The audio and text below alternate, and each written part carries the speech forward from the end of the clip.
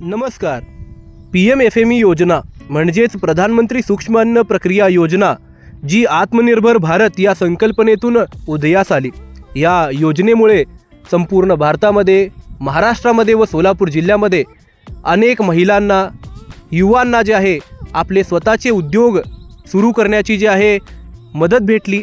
व या योजनेअंतर्गत संपूर्ण देशामध्ये खूप साऱ्या लोकांनी जे आहे आपल्या स्वतःचे यश जे आहे स्वतःच्या हातून जे आहे लिहिले आहे, ज्याला आपण यशोगाथा म्हणतो. तर आजची ही यशोगाथा आहे आपल्या मोहोळ तालुक्यातील अनगर गावातील स्वाती थिटे यांची. तर चला ऐकूया त्यांच्याच मुखातून त्यांची ही यशोगाथा. नमस्कार, डॉक्टर स्वाती संतोष थिटे, मुक्काम पोस्ट अनगर, तालुका मोहोळ, जिल्हा सोलापूर.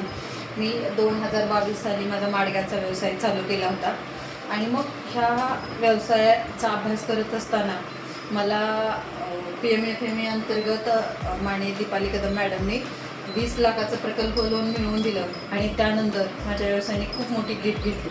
संपूर्ण भारतामध्ये आम्हाला ऑनलाईन ऑर्डर येतात तिखट माडगा आणि गोड माडग्याची, आणि त्यांच्याच माध्यमातून मी मशनरी सुरुवातीला हातावर करत असलेला हा व्यवसाय मी आता मशनरीवरती हा व्यवसाय करते.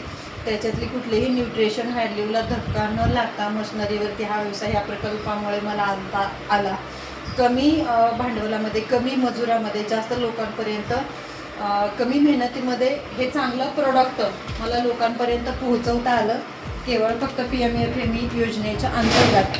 माझ्या प्रकल्प या अंतर्गत मला 20 लाखाचं लोन प्लस 7 लाखाची सबसिडी आम्हाला मिळाली आणि हा व्यवसाय मला लोकल टू ग्लोबल असा न्यायचा आहे.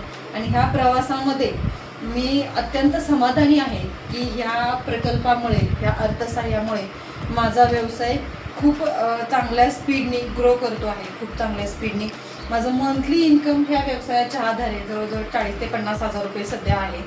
त्यामुळे खूप चांगल्या पद्धतीचा इन्कम मला खर्च वजा जाता ह्या व्यवसायातून मिळतो.